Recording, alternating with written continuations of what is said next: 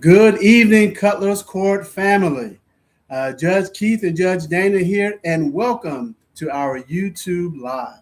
Our first time, we're so excited to get a chance to interact and engage with you, talk about some cases that people have already sent to us, and just go with the flow. This is an opportunity for us to talk with you. Send your questions in the chat. We'll respond to them. Send us your situations in the chat. We'll try to get to some of those. We've got some that we've already received, but we're looking to receive more. I do want to say thank you all for rocking with us, for following us, for your comments, for following the show, for following us, subscribing to this YouTube channel. We really appreciate it because, we can't do what we do if we don't have you all to support us. So thank you all very much.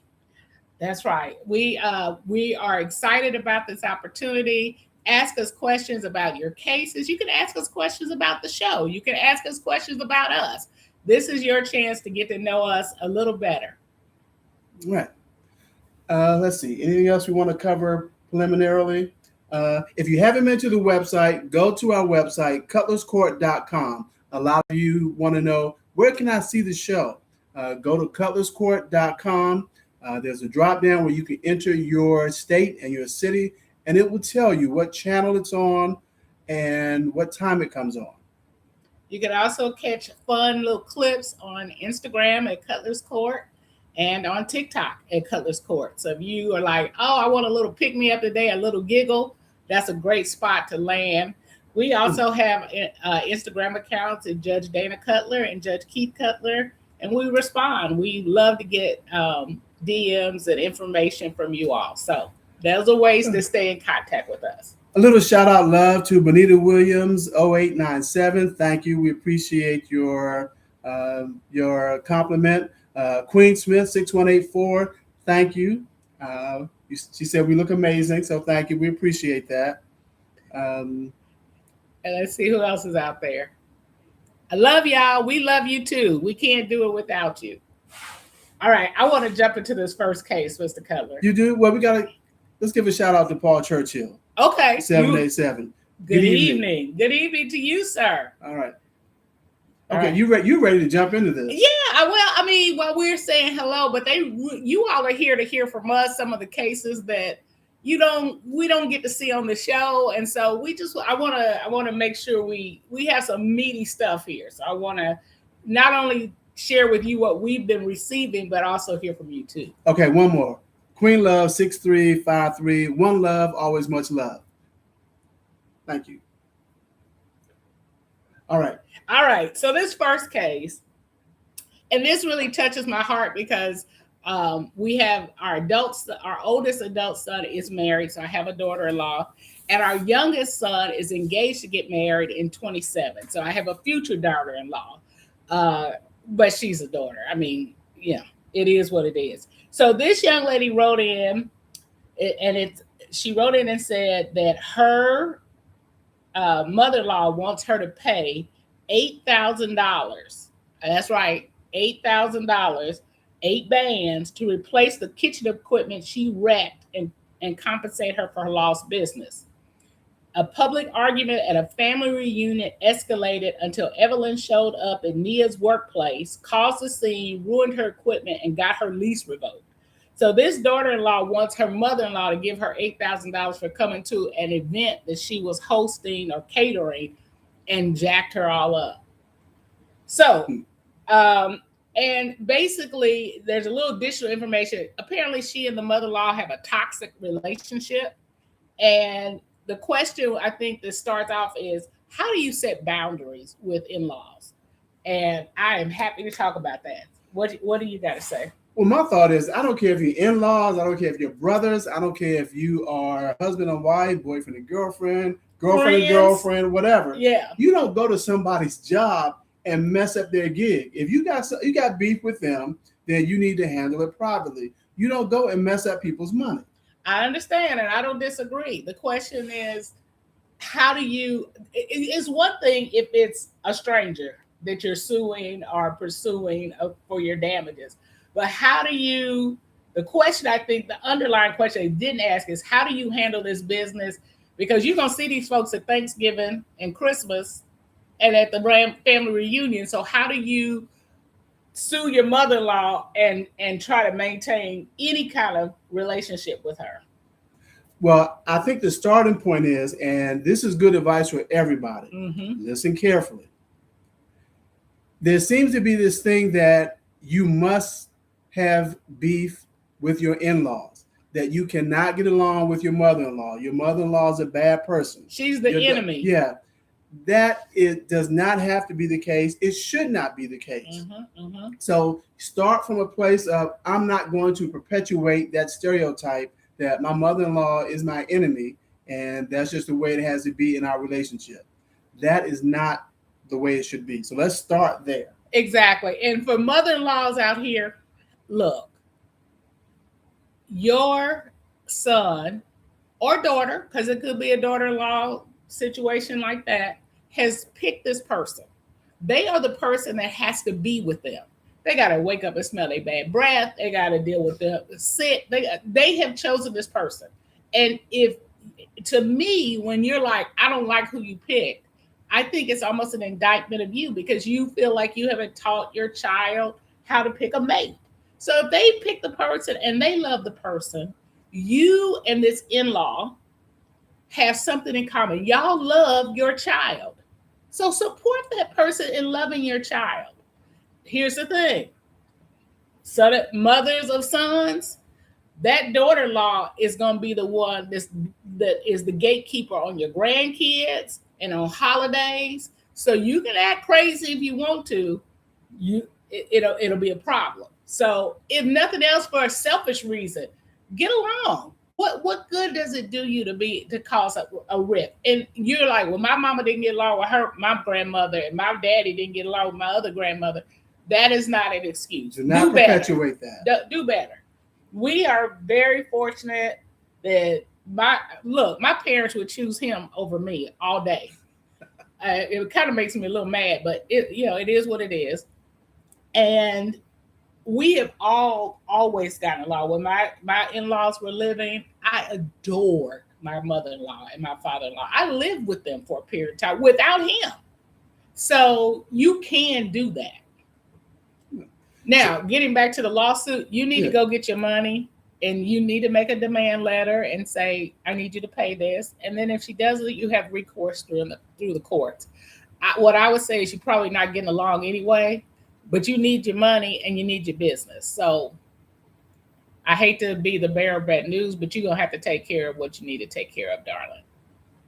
I think that's very well said. All right, love. All right. Shout out to Xavier Watkins 47944 from Enrico, Virginia. And yes, I know about Enrico County. I know about Richmond, Petersburg, that whole area. So he does. Yeah, glad to see you on. And then we have Kim Springer 9518. Thank you. She says, you two are so adorable. We really appreciate it. We like each other. He's cute. He got a cute thing working. All right. So our next scenario that someone sent in, the bride wants to keep the wedding dress to cover her non-refundable wedding losses. So the ex-mother-in-law, we got another mother-in-law situation. The ex-mother-in-law wants $5,000 back, presumably for a deposit she has put down, or she wants the wedding dress. And this is for a canceled wedding. For a canceled wedding. Man, what you gonna do with this wedding dress? Why do you want the wedding dress? Are you gonna wear it? That's just mean. I think you're being petty. I'm just gonna say what I think. Yeah, I mean, if you put down money for deposit, you should get your money back. I don't think anybody would dispute that. No. And you know what? Here's the thing, folks.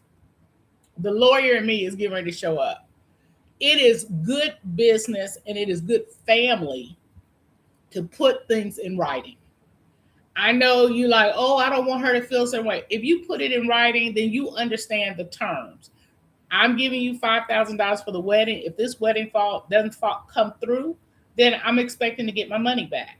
But I'm sure the daughter-in-law to be thought, oh, you've given the money and it's a gift, which is a possible interpretation. Well, I know you said she owes the money back if she canceled, but if it was a gift, Well, she put down deposits. Yeah. Yeah, as opposed to wedding gifts. And that's the other thing. The mother-in-law wants some of the wedding gifts. What you gonna do with another toaster, mother-in-law? Stop that. You're being petty, but I understand your point. But to those of you out there, when you are giving, if you are lending money or you expect to be repaid back from a loved one, whether it's your spouse, who, family member, put this stuff in writing. And everybody is clear. Yeah, it doesn't have to be a 4-page contract. It can be a simple text message or email, just setting forth your expectation and your agreement that so-and-so is going to repay you this amount of money in this time frame. Now, somebody, Mr. Watkins, Xavier Watkins says, if I were you, return the dress and get the money back. A $5,000 wedding dress is a custom dress. So she might be able to sell it on a secondary market. She's not going to get $5,000 for it. Yeah. So I agree. I don't disagree. So but the daughter-in-law, if they haven't put that in writing, that the dress is going, however that expense played out, if you have it in writing, you're not having this fight later. Okay. All right. For those of us who joined a little late, we are happy to have you. Welcome to our YouTube Live. Some of you have asked, where can I see the show? You can see the show. Check out our website, cutlerscourt.com. It'll tell you where you can see this show in your state and in your city. You should also know that, as you see, we have a YouTube channel. So you can see a number of our episodes on YouTube. 24/7. 24/7, back to back.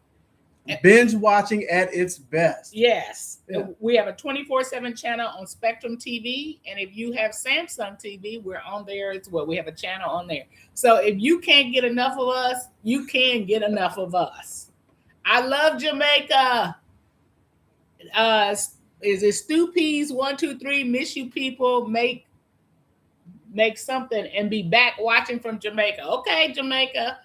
I like a little curry goat.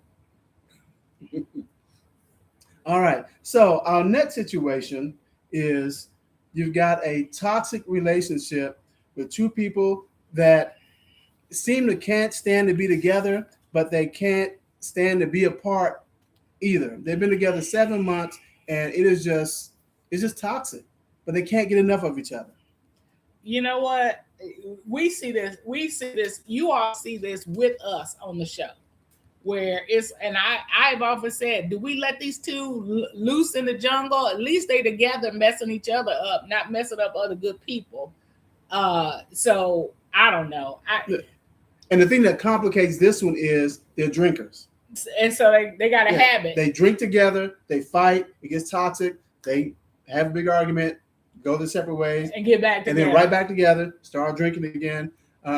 You all have probably seen that dozens of times with your family and friends, whether it is drinking, whether it's gambling, whether it's drugs, whatever it is that brings them together, and makes them lose control. It is something that drives them apart. So, again, but do you want those two out there in the jungle free again? Let them. I'm a firm believer. Y'all go ahead and stay together. Protect us from you. Nobody else deserves them. Nobody deserves you but you. So y'all go on and keep it together. Fall in and fall out, just like you've been doing, because that's how you're built. And it's better for you to be with somebody who's like you than not. Thank you. I want to do a quick shout out to Rockin' Raven. I think she loves my glasses. Yeah, Judge Dana is quiet as a kept. She can't read. Like if I'm reading something in print, they just ants on the page. So these glasses, I have to kick them in every now and again. But thank you. But yeah, so the thing is with that relationship though, where they've only been together a few months and they can't seem to live with each other, can't seem to live without each other, it's going to burn out because there has to be something that keeps you together. And for some couples, it is that fire. But that fire is going to get tired after a while. You get tired of fighting all the time. You get tired of. But they got drinking in between. So that's what. So the fire and the drinking, and I bet they are passionate lovers too when they're together. Yeah. And so it's sometimes that's enough. Do you think they drink so much they forget they fought? That would be tragic. That sounds like a bad sitcom. It does. It does. You wake up and you It's like Groundhog Day. Every day is a new day, and you have a new fight. Sometimes you fight over the same thing over and over again. I would say let them two stay together till they figure it out. And when they figure it out, they'll separate. But don't try to break them up. Let them live their best life. It's Cheek Shar 5176. She's watching from Senegal. How are you? My goodness. What a pleasure. We appreciate that. Yeah. Thank you for thinking that I'm breaking down the law so people can understand it. That's kind of our job too. That's part of it. So thank you. All right. What's our next one? Let's see. A dog owner wants her cousin to pay $4,200 in emergency vet bills after a dog sitting mishap.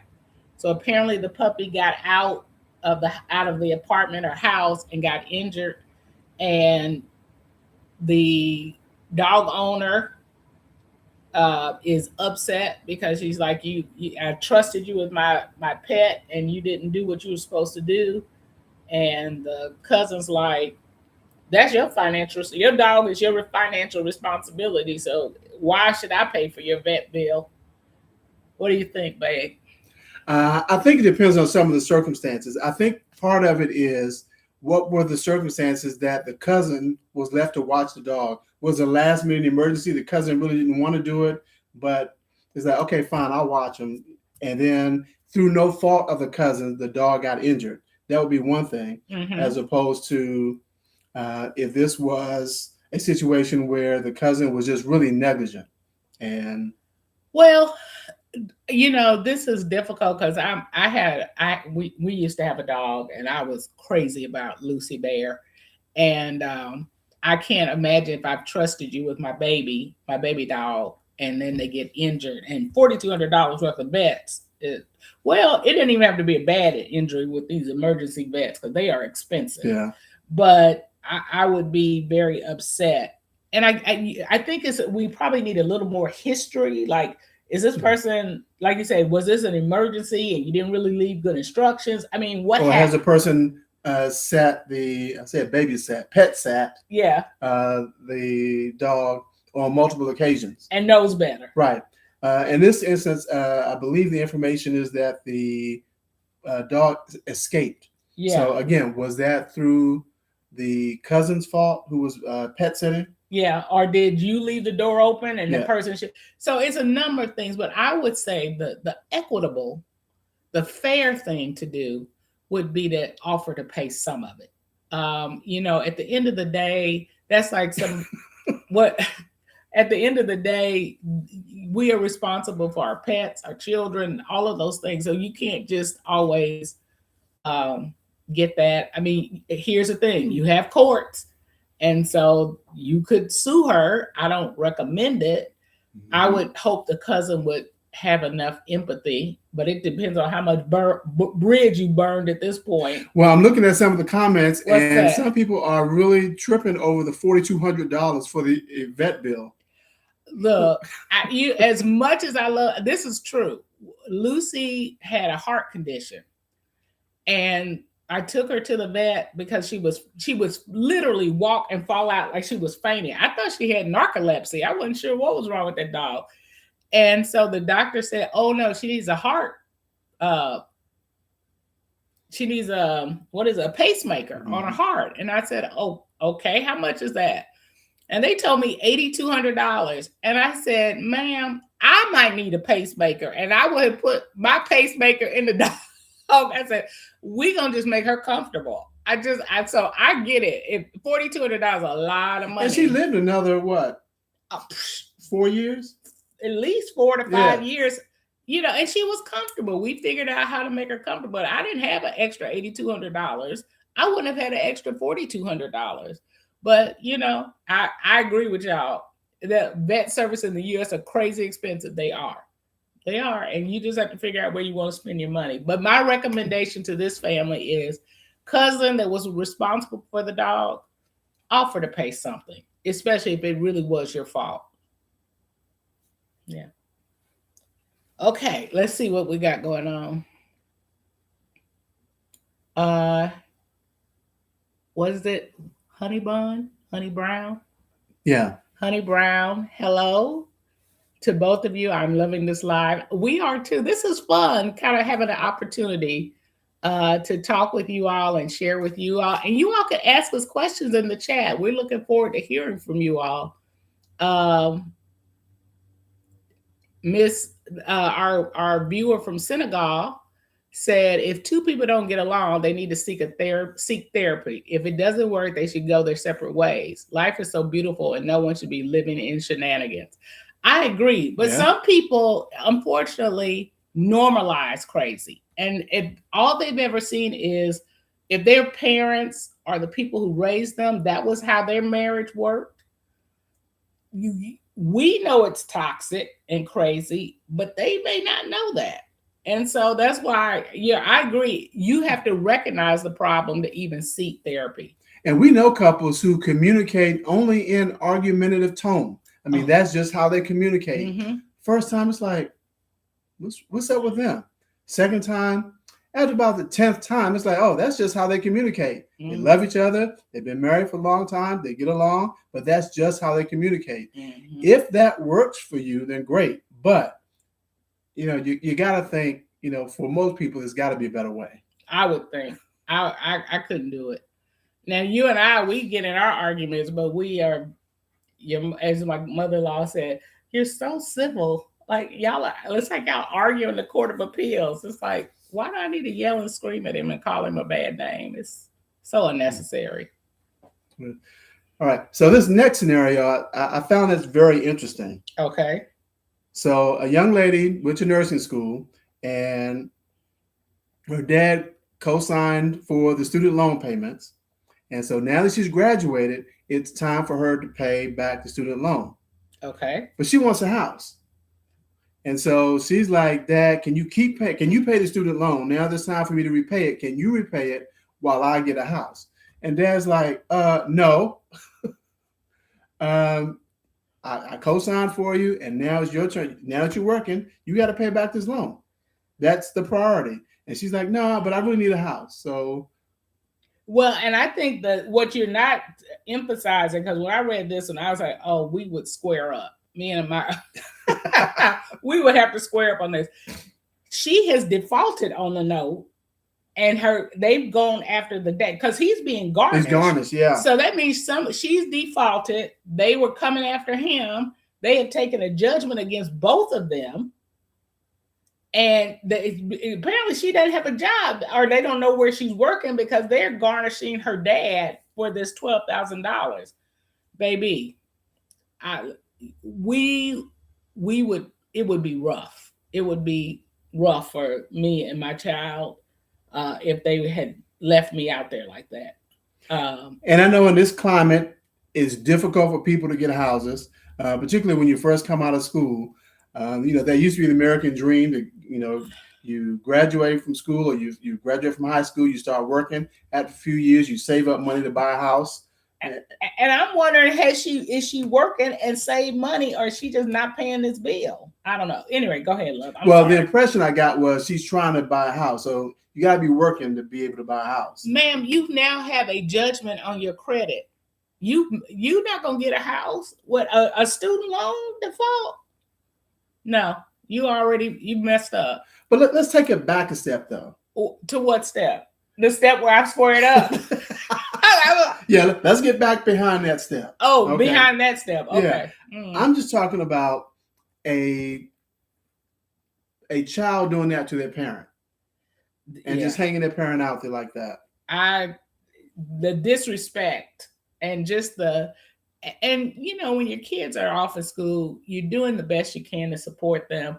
It is, your father-in-law always said, that's when you grown. When you writing checks for college, them checks to schools and to support them in school, that is when you are fully, fully grown, because them checks have a lot of zeros. And so I'm sure he paid more than this $12,000. So it's just disrespectful. Ms. Cammie wants to know, do you see more entitlement in the new generation? I'm going to say yes, but I'm going to qualify that. Okay. Because when you say entitlement, that's kind of like a bad word. It makes them seem like they're entitled. And I think their expectations are different. I think the new generation, they've grown up with Amazon. They've grown up with Uber Eats. They've grown up with Uber. I mean, you call, click a button, boom, it happens.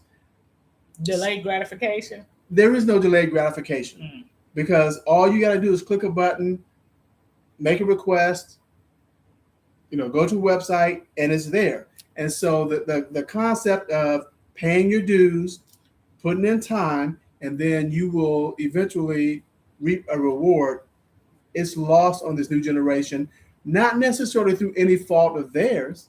It's just that's just not how they grew up. And exactly. And so, and some of this could be our fault because even before Amazon was a regular part of our lives, and I know you can't remember when that was, and DoorDash and Uber Eats and all the things, we had this. We gave kids everything. We didn't want them to work for anything. We had a number of friends who's like, my kids don't need to work. I don't want them to work. And there is value in. You mean like teenagers? Teenagers, yeah. No, I'm not talking about your 9-year-old. I'm talking about your 19-year-old. And so kids just don't have this notion of I have to work for the things that I want. And this is definitely a want for her. I want a house. Well, everybody, okay. And then the other thing is when you have kids like in their early 20s. Yeah. So their parents are probably late 30s, 40s. The parents have been working for 20 years. They've accumulated some things. Yeah, you can't walk in your apartment and have what I got. Yeah, after 20 years of working, here are the things I have. You just graduated from high school and you want the thing. It doesn't work like that. You got to work for it and, save, get a good job, advance in your careers. And so that's why I say, I don't know that they're entitled like, well, I deserve this. It's just what they're used to. Yeah. And they want, like when Cutler and I got married, we didn't expect to have all the things my parents had. Immediately. We're like, that's the goal. But now young people are like, I want exactly what my mama's had. And she's been working 25 years. It just doesn't work that way.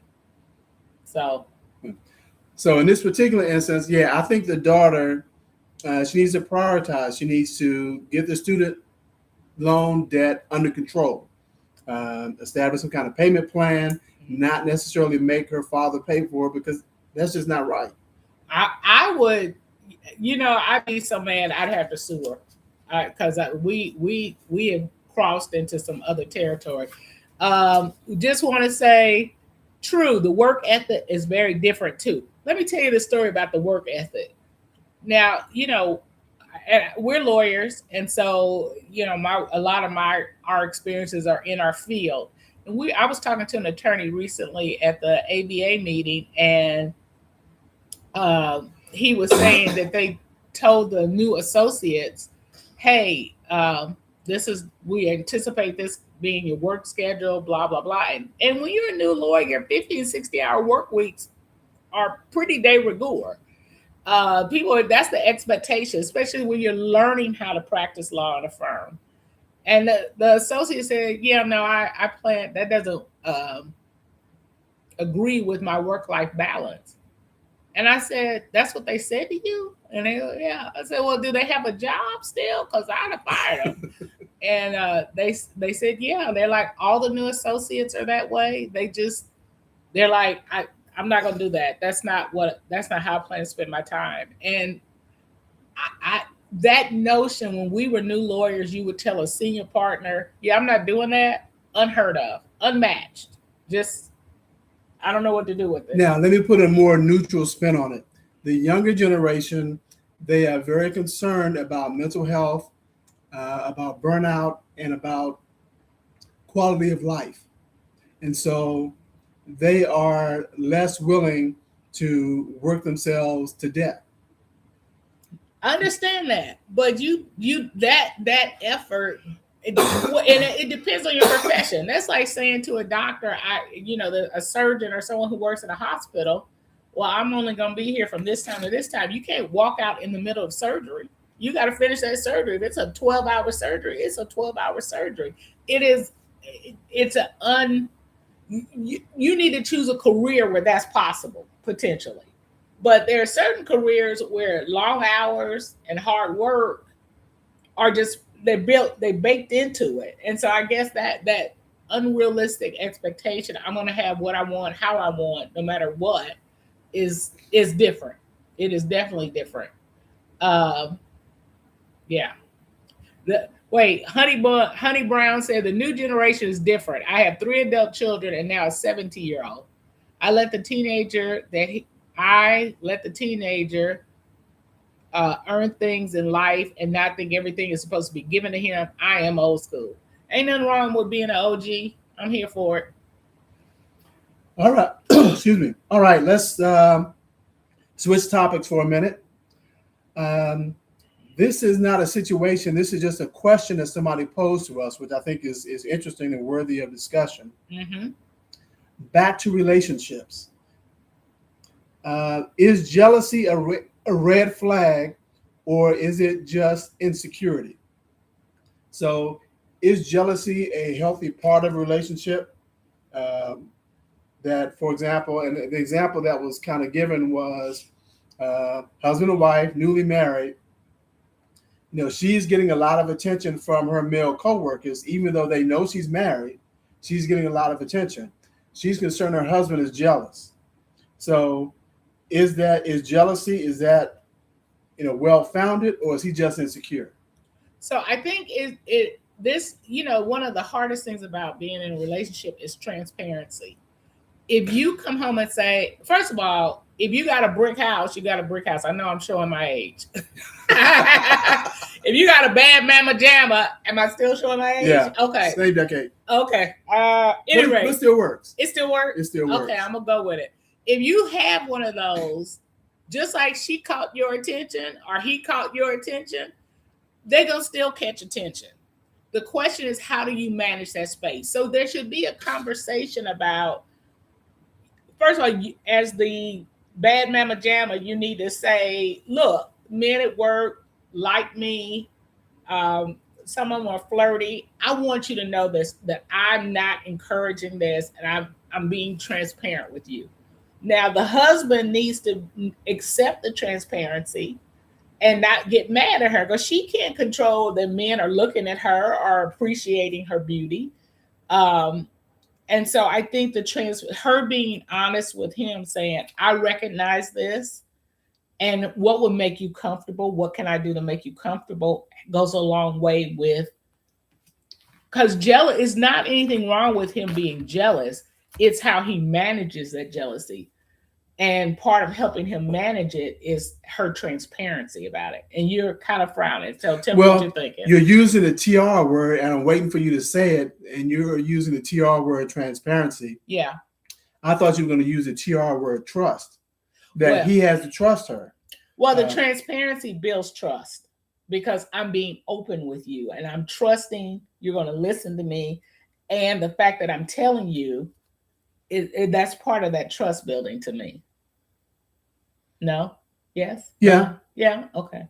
But I think there has to be some inherent trust. Oh, yeah. I think it's not like, because the way you phrase it, it makes it seem like she has to earn trust. She earns trust by being transparent. And I think the trust needs to be there from the beginning. And because there's trust, there's transparency, not the other way around. Oh, okay. I'm not gonna fight you about that. I think I don't think it's a set order. You're just constantly moving back and forth between the two. And I think she trusts him to tell him, hey, I know this is going on. And so I think it just moves like this and like that. It's this is the first thing, that's the second thing, that's the third thing. It could, but I don't think it's necessary. Okay. But when jealousy becomes a problem is when one partner is like, that's not happening, and not really trying to get to the bottom of why this person feels that way. Jealousy is the outward expression of fear. So if you're fearful about your relationship and you feel like that you are not able to this person is going to leave you, that is that's where jealousy, that it bubbles up as jealousy. But what it really is fear in the relationship. So that's really the question. If it's bubbling up, what are you afraid of? What do you think, love?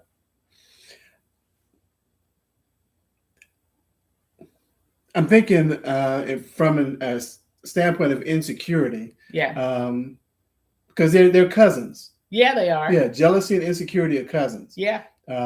Insecurity is usually an irrational assessment of jealousy. Yeah.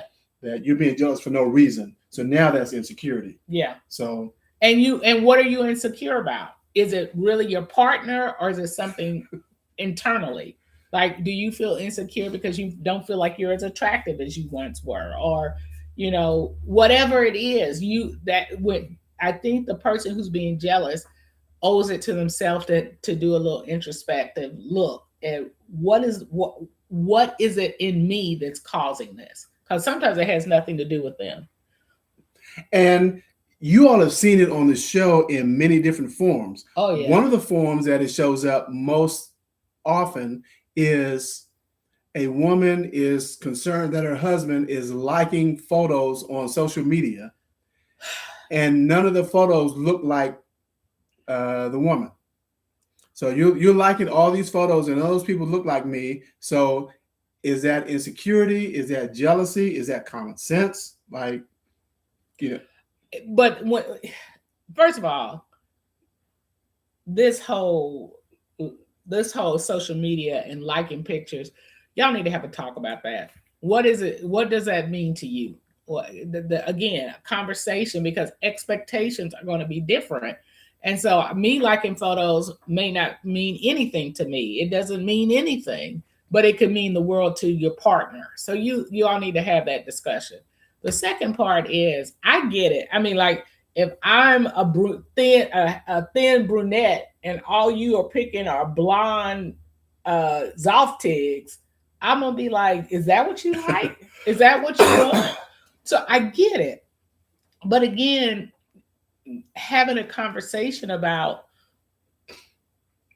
this makes me uncomfortable and this is why, and doing it in a respectful way. Like, I think, people start off on 100, never even get, you liking these women, and you start off at 100, you never get to have a discussion about what is really happening. It could be as simple as, oh, these are the women that are following me.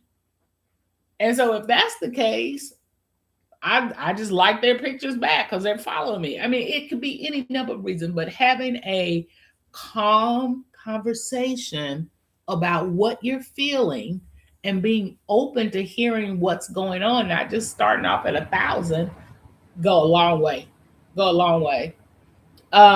So Miss Cammie says that, but that did not just start. That should have been discussed or seen earlier. Exactly what I'm saying. Yeah. All right. Interesting question in the chat. How can you talk to a youth who openly chooses the wild side of life to turn their life around? That is an age-old question. That is not a new question. Every generation has had to face that question with their youth. Some kids you can catch early, and some kids you can train them up in almost a perfect environment, and they're going to choose the wild side. Some people have to learn things the hard way. The only thing you can do is do your best as a parent to show them the right way, and either they will follow it or they won't. Mm-hmm. And not to get too deep, but the Bible does say, train up a child in the way he should go, and when he is old, he will not depart from it. So kids will, they'll take a left, and they will make decisions that you don't agree with, and they will engage in activities you wish they wouldn't. That happens, particularly late teens, early 20s. You just have to hope that the foundation that you built starting from the time they were able to understand you up until the time that they've gone their own way. You just got to hope and pray that that foundation that you built is enough, so when they come back, that they are on the right path. My mother used to say, I can show you better than I can tell you. And at some point, folks have to live with their choices and the consequences. I think it's also important in this same rubric, the same situation, is to let your child experience some of those consequences. You remember my father-in-law told my husband and his brother, if y'all go to jail, you spending the night there. If you've done something that requires you to get picked up, you're gonna get that one night. Now I'm gonna come get you the next day, but I want you to live with it for a minute. I want you to marinate on it. And we did that with the boys. Yeah. They would make some decisions that we had said don't do that, and they were like, we doing it. And I was like, okay. So yeah. Because my dad was like, look, I get up and go to work every day. Your mother gets up and goes to work every day. We give you everything that you need and pretty much most of what you want. So there is no need for you to go out and get in trouble. There's no need for you to go out and steal candy from the store. There's no need for you to get in trouble. And if you get in trouble with the police, I'm not coming to get you, because I'm telling you, don't do it. And we recognize. And my father meant that. Oh, he did. Welfare Cutler didn't say. Welfare Cutler was a quiet man, so when he spoke, everybody listened. Everybody. So he meant it. And now, admittedly, our children look like us. They are black men in America. And there would be some situations where that might not be applicable. But you got caught stealing, sir. We're not doing that. There may be some other situations that might be different. Now, I got to shout out my girl at Billy Barnes 7464. That is my best friend in the world. She is my biggest. I love you too. I got to say hello to, and she said, hey, Uncle Keith. A whole thing. And then Renee Carr, 8500. I absolutely love your show. Thank you. We love you. Thank you for watching and supporting us all these years. We really appreciate it. You want to tell them where they can see us if they are wondering about it? Right. Some of you may have tuned in and really haven't seen the show. If you fall into that category, or if you just want to see more of Judge Dana and Judge Keith, we have our YouTube channel, of course, that you are tuned into now. You can see episodes. You can go to the website at cutlerscourt.com and see where it airs in your state and your city. You can see us on the Spectrum TV and also on our Samsung channel.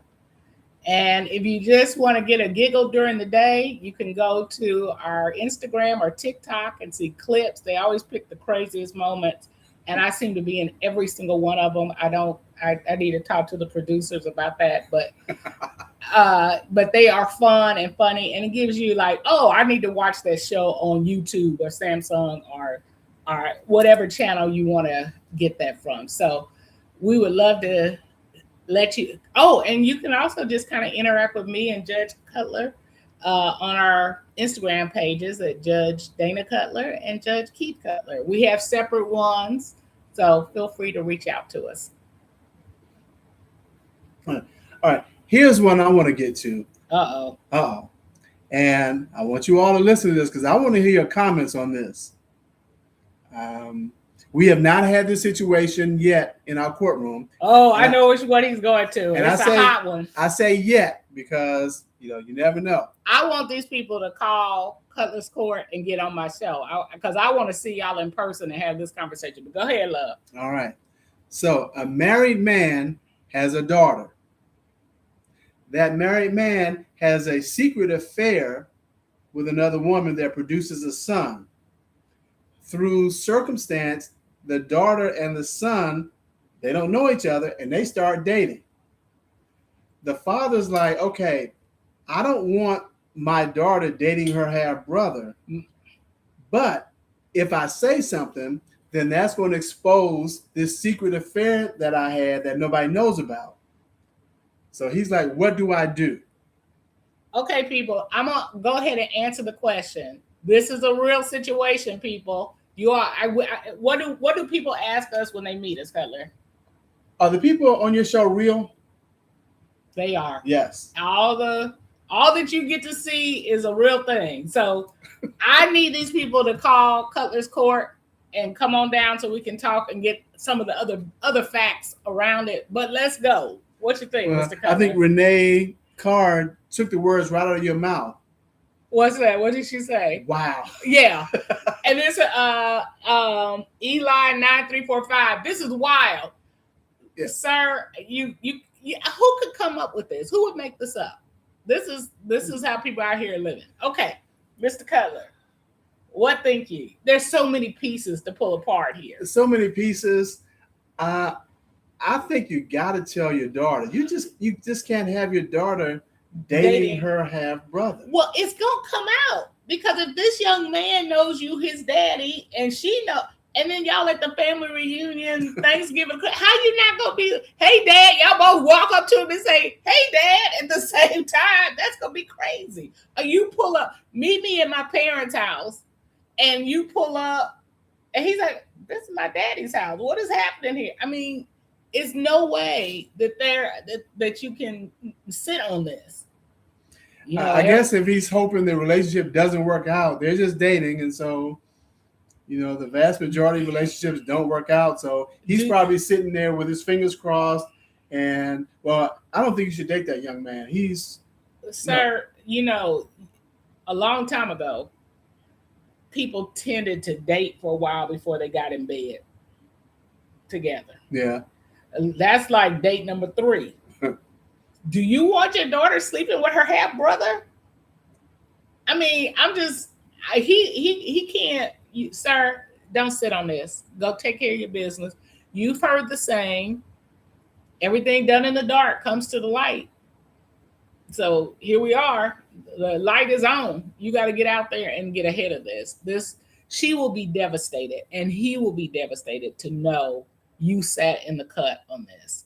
And even if they need to break up, it's not even an issue of if they break up, they need to break up. So I'm sorry. I'm sorry you're in this situation, but yikes. Yeah. So call me. Call Cutlers Court so you can come on down. And if there are any other of y'all like this, come on. We can help you. Oh, somebody said that. 8 Fingers. Oh, that's my cousin.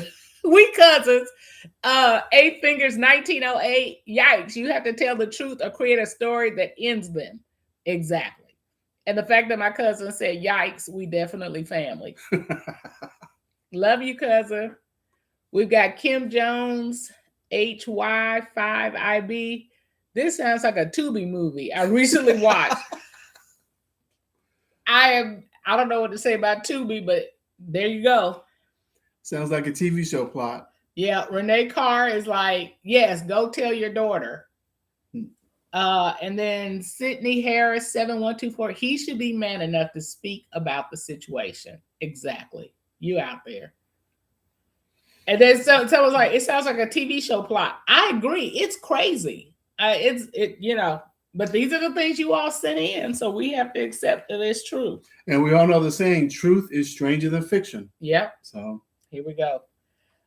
This was kind of like, do we need to have this conversation? So Mike has a terrible body odor, and his wife says that she can't be with him intimately because of it. She loves him, but can't take the smell anymore. So she has started thinking that divorce may be the only answer. I have so many questions. I do too. Okay, what are your questions? She says, I can't take the smell anymore. Like, how long you been living? Yeah. Yes. It's like after the first day, it's like, huh. After the second day, it's like, no, it's still there. Third day, it's like, okay, this ain't going away. I guess I still got to live with this. And she put up with it for a while. She's married to him. So my thought was he didn't stink as much. No, he didn't stink when they started dating. If you come pick me up on the first date stinking, this is as good as it's gonna get. So I'm presuming that this is I am hopeful it is something new occurrence, not a something she's been living with. Like when they were dating, he didn't stink. They've been married a while, so he's just kind of letting go. Because if you're not fresh, it's a whole bunch of other things you're not doing either. Am I lying? Y'all know I'm telling the truth. Strange 13005 said that would be a deal breaker for me since day one. The first, if you go and exercise, you smell like you exercise, but you go and shower. You go and exercise and then go get in the bed with me. We're not doing it. So I'm presuming that they started off no problems. Now over time, he is doing less and less in the Department of Hygiene. And she's now like, I can't stand it anymore. Either that's one plausible scenario. Another scenario is she thought she could live with it and just got to the point where she couldn't. She thought she could live with it. She thought she could, weather the storm. But, when you're in a relationship and there are things about your partner that you don't like, they seem to be getting amplified the longer you're together. Well, and my thing is, if you think he smells, you've been taking him to the office picnic and church and the family reunion, and everybody's looking at you. Okay, well, so what is your suggestion for remedying this situation? I think she has to tell him. She's like, look, and it has been a loving way. It can't be. You stink. Yeah. You can't come in hot like that. Something I want to talk to you about, something that's really been on my mind. And, I've thought about it. And, make sure you pick the appropriate time. It's not when he's getting ready to walk out the door to work. Or as soon as he walks in from work. So it needs to be a time where you have plenty of time to kind of talk through it. And because it's not an easy topic to bring up to tell somebody they don't smell good. And so then you have to answer the question, which is, well, how long has this been an issue? Well, and you say, well, 3 years. That then you got some explaining to do. Why is it taking you 3 years? And look, I don't. If the first month that you decide you're not gonna bathe, I'm gonna. And it could be a glandular condition. It could be a medical condition. I don't know that it's necessarily he's not bathing. It could be a different type of deodorant he may need to use, or a different type of soap. I mean, there's some and explore those things with him. Yes. Like, hey, that's good. That's what, husband, that's a viewpoint I had not thought about, that it could be medical. Or yeah. So, let's talk to somebody and see what we can do about it together. Yeah. I support that. And what seems to have brought this to the fore is their intimate life is suffering. And nobody wants to be with somebody and that close and they're not fresh. Either person, whoever it is. So I think your approach is kind and effective if he's open to it. All right. And you know what? He may not even realize he could get help if it's a medical situation, or that there are deodorants that they even have clinical that doctors can prescribe for you. So there are some options, ma'am. I think, and Eli 9345 echoed you that it could be a medical condition. Yeah. So now let me put this twist on it. Does the approach, does the analysis, does the solution change if it is the woman who has the odor problem? No, you still have to have that conversation. Is there a different way you have to approach it? As a man, you need to be kind. You need to be thoughtful. Just like I would hope that you would, that mutual kindness and I'm concerned. I don't know if you realize that this is going on. I hate to interrupt you. I'm sorry. The poll numbers just came up. If your partner smells bad, should you break up with them? And 55% said yes. The majority of people say yes. Well, and I'm going to presume if your partner smells bad and you talk to them and they're like, "I'm not doing anything. I smell fine." That's a yes. They yes. Uh, that's funny. I didn't know they could do polls. How about that? This YouTube live is all the things, Mr. Cutler. That's too funny. So I didn't mean to cut you off. No. I'm glad you did. That was good to know. So I think it's the same kindness and tenderness, and it's a concern about you and how this could be impacting you at work and some other places, and you don't even realize it. Like, yeah. Okay. Oh, Theria Williams 818. Well, I turned 65 this past February, so I have no time for filter to deal. So you're just going straight in. I'm not mad at you, but I think it is good to be kind, and that is such a sensitive. That's just like talking to a woman about her weight. You can't just come in and say, you got a little thick around there. Not gonna go well. But if you're saying, I'm concerned about your health, how can I help? Maybe I help with cooking meals and some other things. It's a concern about your health and not how you look. And I think that's the problem when those kind of conversations come up. All right. What else you got? We got a few. Yeah, we do. We got a few. A bride is devastated after her maid of honor sister, her sister is the maid of honor, deleted her entire irreplaceable wedding photo drive following a family argument. Ooh. Bitter sibling jealousy led to the intentional or extremely negligent destruction of priceless family memories. So the question is, taking genuine accountability for irreplaceable emotional damage. How do you do that? That's cold, first of all. That is mean. That is cutting to the core. Yep. We can't be family. I mean, it's one thing if if you're funky at the wedding, your attitude's bad, but then to destroy all the memories. Now, I'm presuming in this day and age, it says irreplaceable, but there are some photos that other people took. Yeah, so and you can cobble something together. Unless you had a no camera policy at your wedding. True. So a lot of people do that. Have a no cell phone policy. Yeah. So, first of all, I am so sorry. I cannot imagine how you're feeling, and particularly since it's your sister. You just don't depend. You expect family to care more. Whatever you're fighting about, not to rip your heart out that way.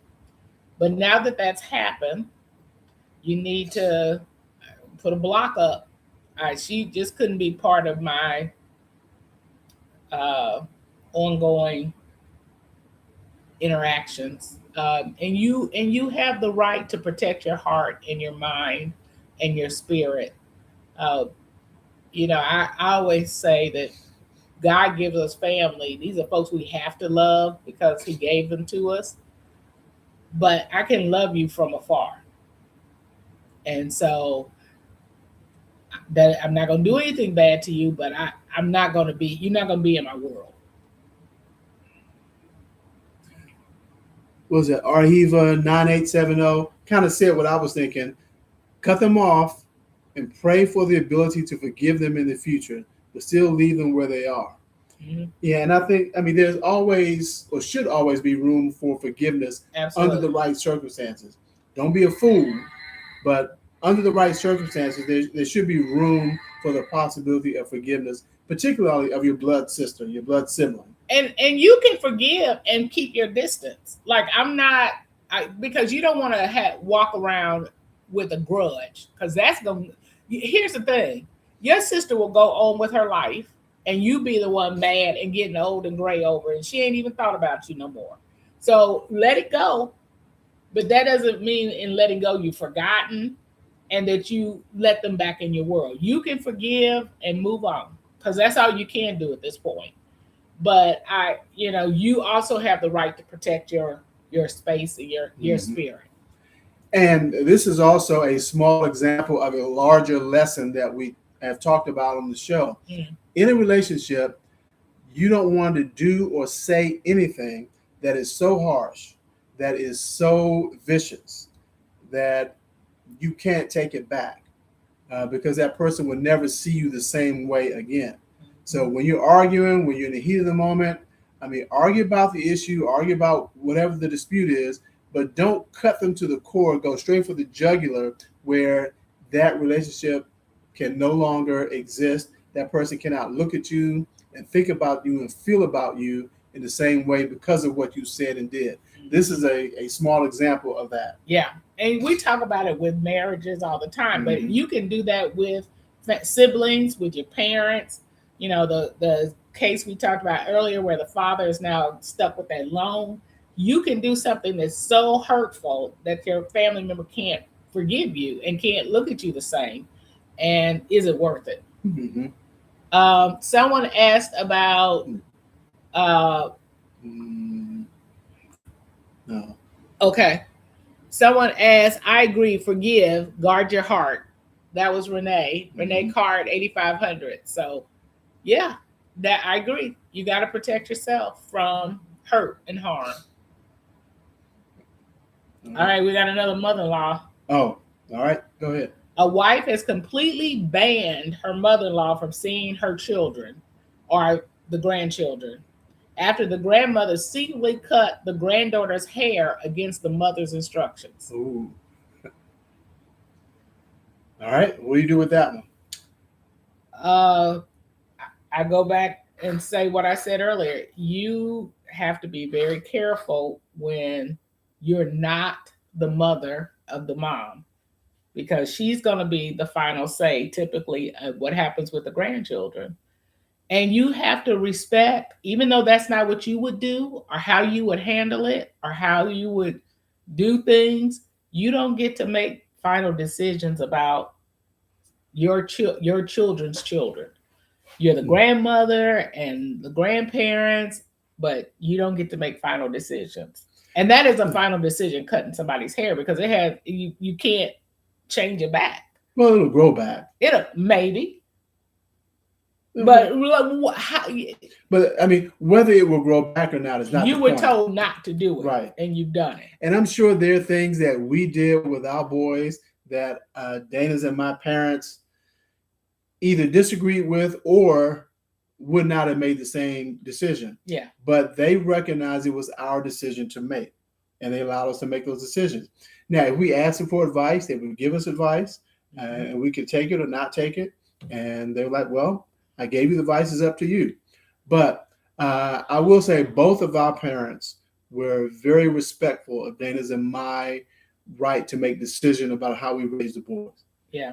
So. Yeah, I let me just, for sake of argument, let's say that the granddaughter was staying with them and got gum in her hair.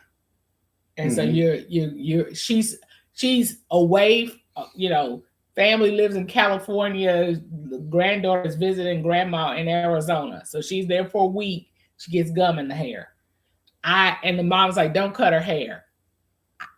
That might be the only kind of, it's a different situation. But in that situation, particularly in this day and age of cell phones, then you take a video of it and you send it to the mother and say, look, here's what happened. My solution would be to cut her hair. But you said you didn't want me to cut her hair, so I'm showing you what the situation is. How do you want me to handle it? And I guess at the end of the day, if she says, do not cut her hair, you're bound by it. I guess. That situation is a little tricky. But just you think the baby's hair would be cute in a bob, and the mama's like, no, and you bob her hair. Yeah, that's gonna be a problem. Or, some families grow out the baby boy's hair for the first year or two. They just let it do what it do. And you're like, oh, let me cut that baby's hair. Yeah, that's not gonna go well. Yeah, because around that 11th month, that hair started looking wild. With the boys, I was colored, and colors like, we need to let it grow for a year. I'm like, please, I cannot stand this hair looking like this. They look like we don't love them.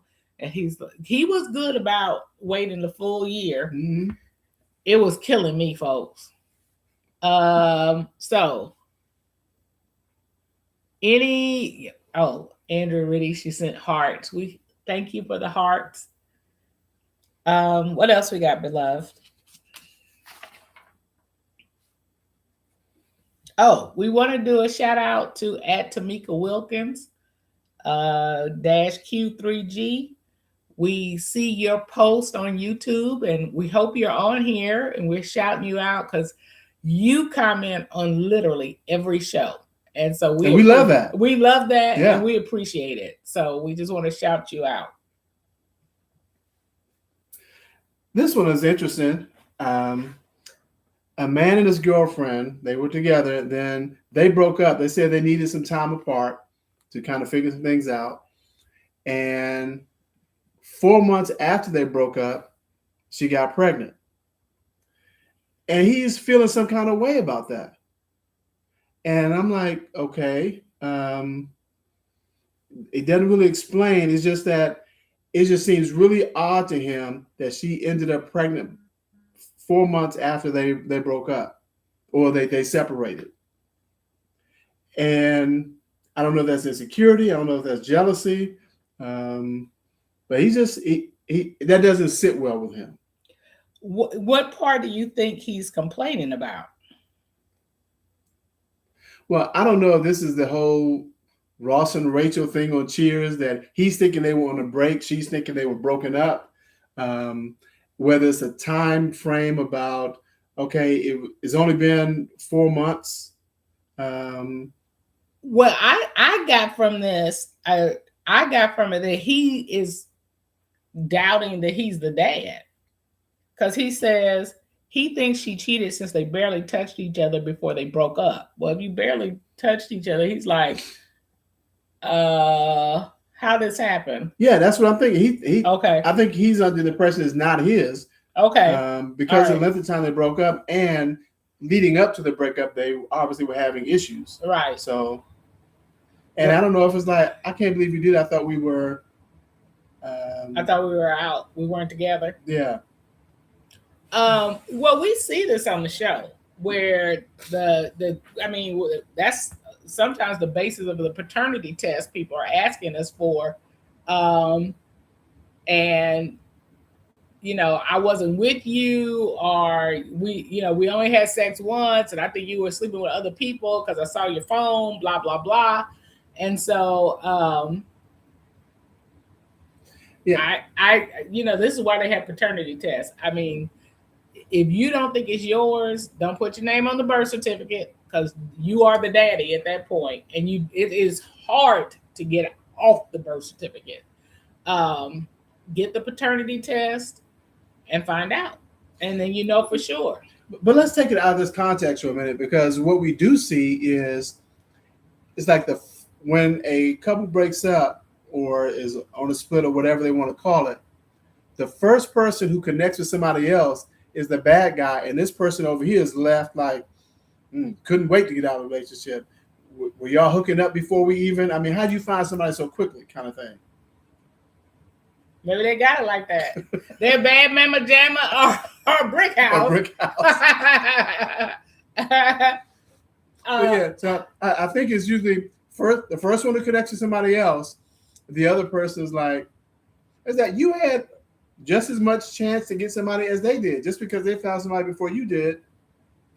Well, we have folks that we know, they break up and they dating within a week because they got it like that. Don't wait.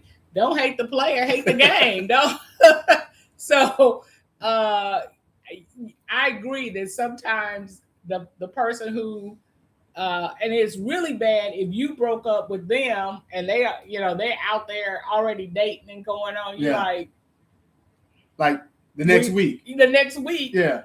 Wait, you break up on Tuesday, they got a full dance card for the following weekend. Yeah, you're gonna feel some kind of way about it. But if you broke up, why do you care? Now, in this situation, because it's a kid involved, a baby's involved potentially, yeah, he wants to know. And so the easier route is a paternity test and get it figured out. Yeah. But like I said, there's no time you have to wait once you break up. Yeah. I mean, if it's the next day, the day after, the day after. I mean, there's no. You don't get to say anything anymore. Yeah, like, well, I should at least wait 7 days. There is no rule. No, Yeah. it's not. And once we're not together, we're not together. Yeah. And so I can do what I want. And you can too if you a bad mamma jamma or brick house. So look, they did another poll. If your child got gum in their hair, would you cut it out right away? And that 67% said no. 2/3 of people said no. Wow. Interesting.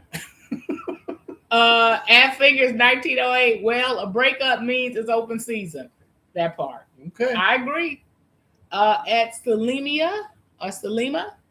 Mm-hmm. Good evening to you, Mr. and Mrs. Cutler. Hope you've been well. We are doing great. Thank you for asking and caring about us. I think we got maybe 3 to 5 more minutes. Yeah. If you all have questions or any situations you want to put in the chat, this is the time to do it. If you want to catch the show and you're not sure where to see us, go to cutlerscourt.com.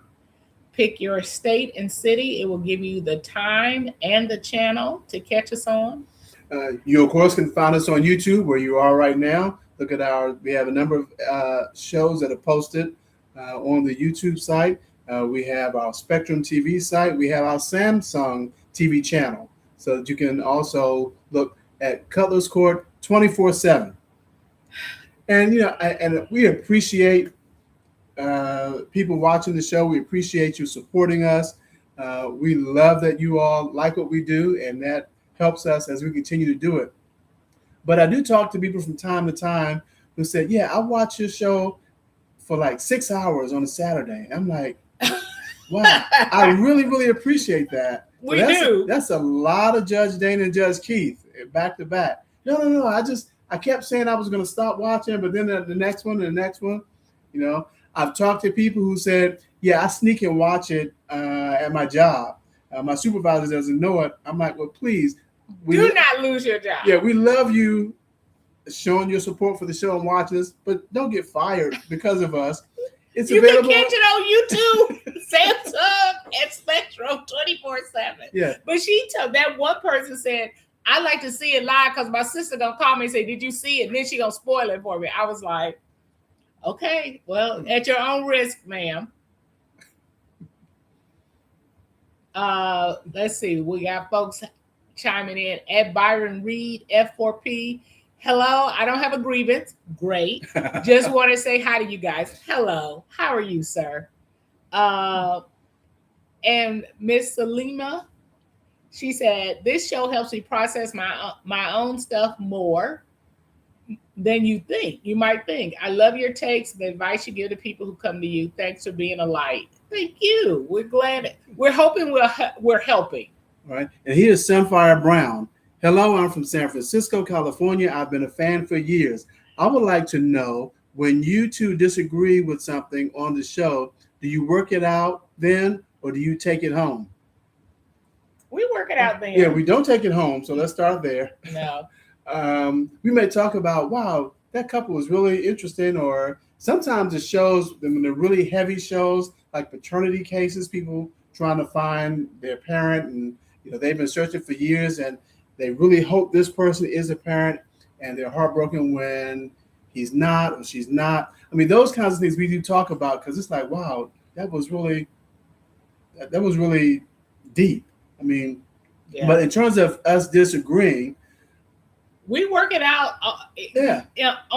On set. Yeah. Because the litigants want to know what we think. They want to know answers, and sometimes we agree, sometimes we don't. We give them both points of view and let them choose. And sometimes Judge Keith is wrong, and I can't convince him to be right.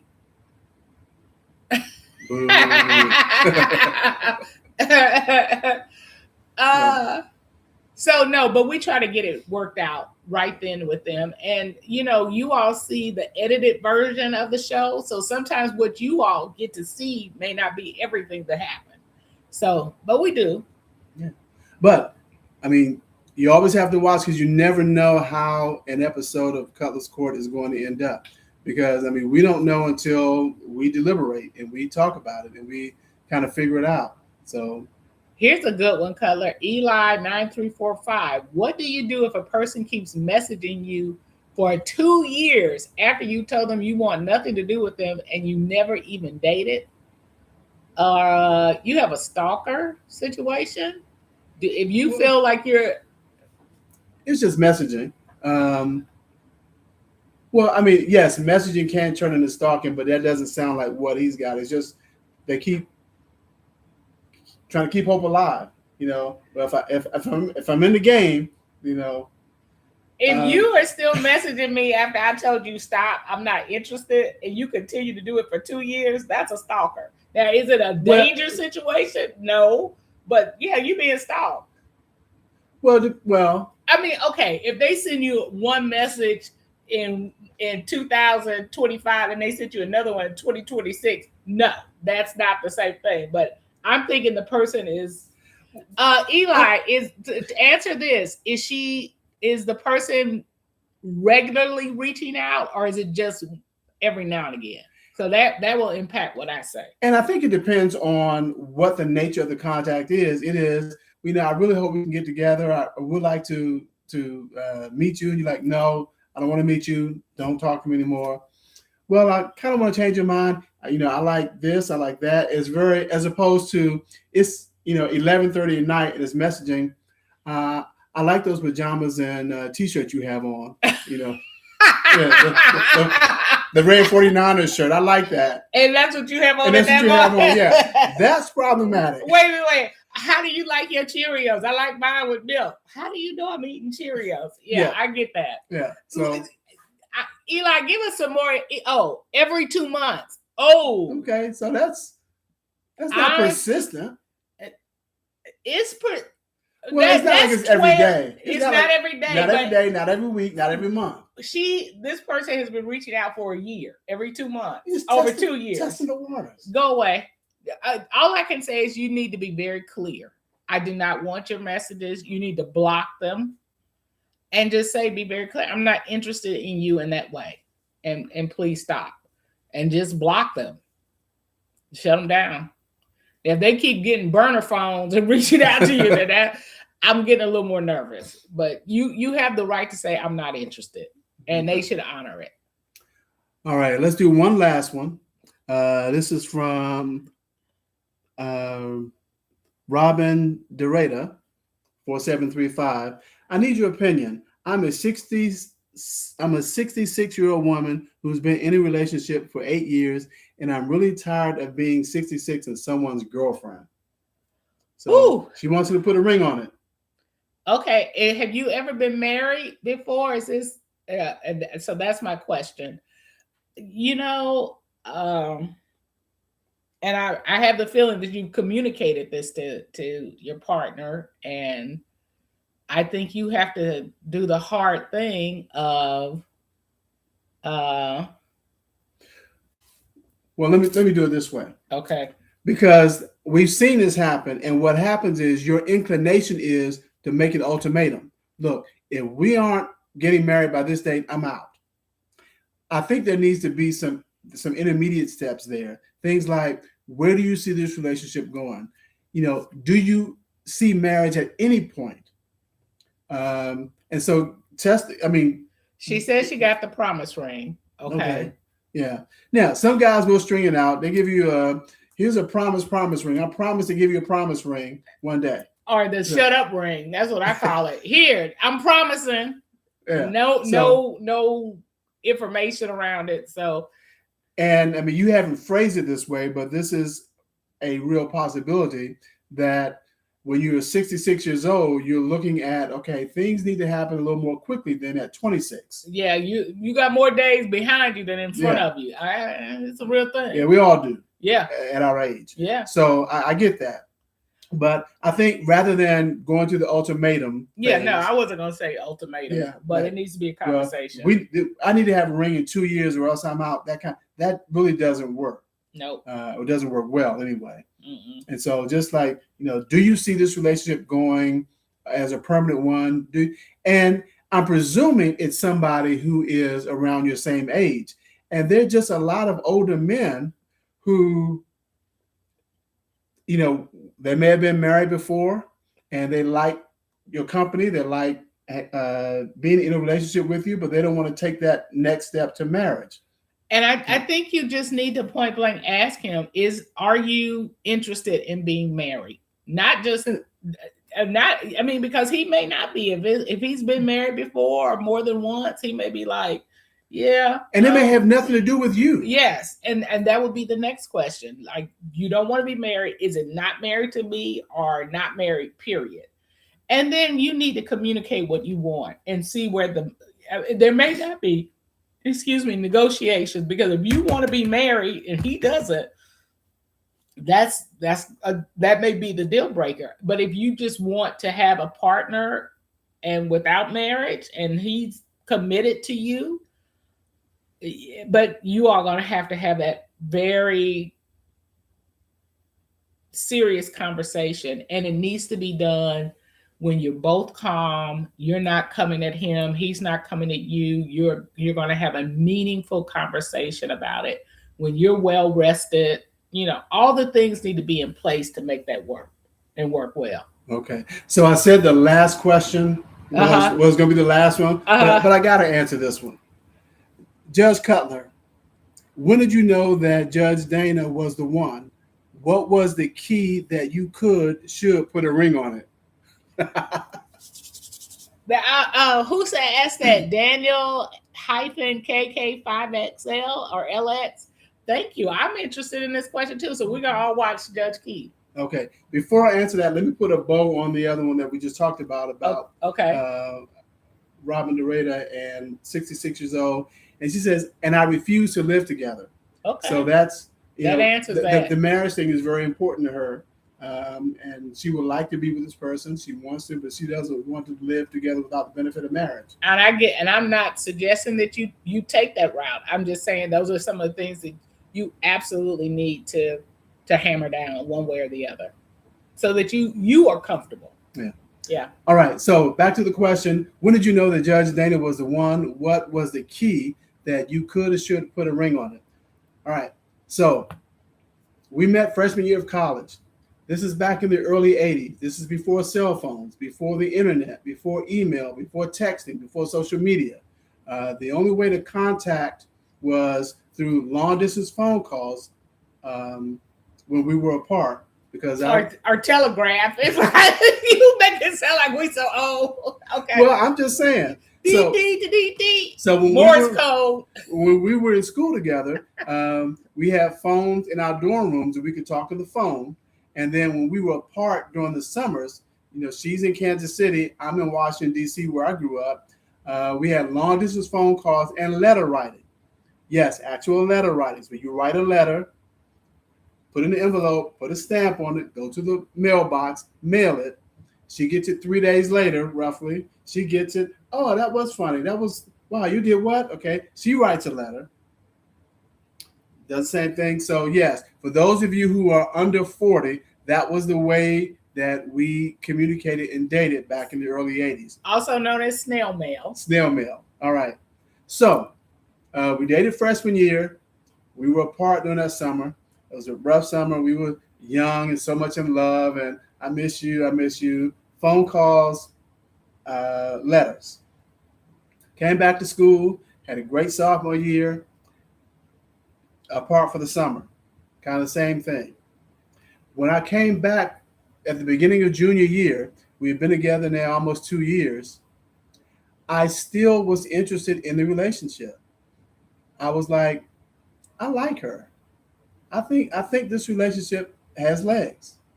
And it was just the fact that after 2 years, after being apart, there was nobody else that grabbed my interest, nobody else I even thought about. And when I came back junior year, I'm like, I am into her. I like her.